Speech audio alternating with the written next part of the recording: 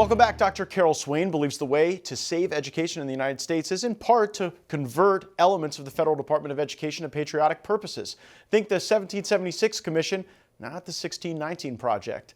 Swain, well, she may be here for the sledgehammer to ensure that the Department of Education isn't able to do what they've done previously, and that is erode American culture for the sake of the woke left, DEI, critical race theory, and a lot of other bad stuff. Power to the people, that's the better approach. Now, we don't know how to feel about all of Dr. Swain's ideas on things like teacher tenure and on the role of the Federal Department of Education, so we invited her on to discuss. Joining us now is author of The Gay Affair, Harvard, Plagiarism, and the Death of Academic Integrity, Dr. Carol Swain. So, Dr. Swain, what do you think is the proper role of the Federal Department of Education? I'm hoping that the Federal Department of Education will be dismantled over the coming year, and that most of its responsibilities as far as K through 12 education will return to the states where it belongs.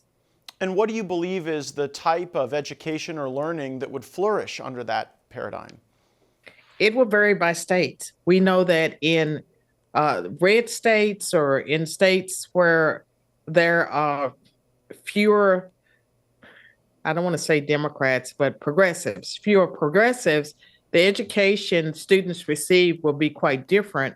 And I believe that in red states and in states where people care about education, there might be a focus on what we had hoped to see when we were formulating the 1776 Commission and its agenda. We wanted students to be taught history using primary documents, to read the Constitution, the Declaration of Independence, and the Emancipation Proclamation. We wanted students to grapple with these documents and to understand American history through the eyes of people who shaped our nation.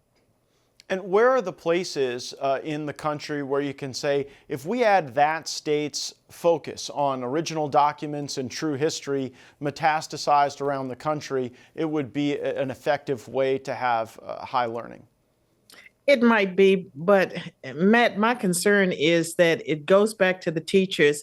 You can have woke teachers, and if a school system, let's say it goes back to the states, and the states decide that every child will be taught using original documents, you still have that teacher. And if the teacher is steeped in critical theory, they may teach it in such a way that it would defeat the intent. Okay, well, let me grant that premise. So should we have a national law that gets rid of teacher tenure?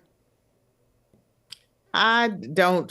I mean, at the public school level, yeah. I think that certainly teachers need to be held accountable for the students' performance in the classroom. And I think No Child Left Behind, part of Bush's legacy, that it was quite effective because it held the teachers accountable for the students' performance. Well, that's not the case today. Yeah, I have to say I would push back on that. I fear that No Child Left Behind actually gave the Department of Education more powers than they had ever had before. And then once you had leftists take control of the Department of Education, they could use those powers to push a lot of the agenda that you've been highly critical of. I think No Child Left Behind was a terrible, terrible mistake, and everyone who voted for it should probably feel bad for having supported it given the way we saw those powers used. I think your answer to the first question about getting the power out of Washington would probably be a better approach. What do you think? Matt, yeah, sure. I'll let you respond. saw improved education when teachers were held accountable, and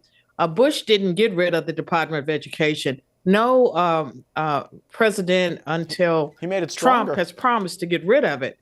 And so it needs to go. So let me make it clear. I believe it needs to go. I believe teachers need to be held accountable. And yes, tenure probably needs to go, certainly with the K through 12. At the colleges and universities, I took early retirement because everything became woke around me. And I can tell you that if it had not been for my tenure, they would have gotten rid of me probably a decade before I actually resigned. So at the K-12 level, if we got rid of teacher tenure and some of the woke instructors you mentioned were not in the profession, do you think that we would be able to recruit a new generation of Yes. patriotic teachers inspired to do the type of instruction that you contemplate with these original documents in our history? Yes, and Matt, I think also that instead of looking at people that have been educated in teachers ed programs, there are plenty of people that have degrees, maybe in political science or history, that may be better as teachers teaching subject matters. And I think that a lot of what is being taught in teachers ed programs tend to not be focused on educating the children, that it really is indoctrination. So the teacher ed programs have been off base since the 1970s.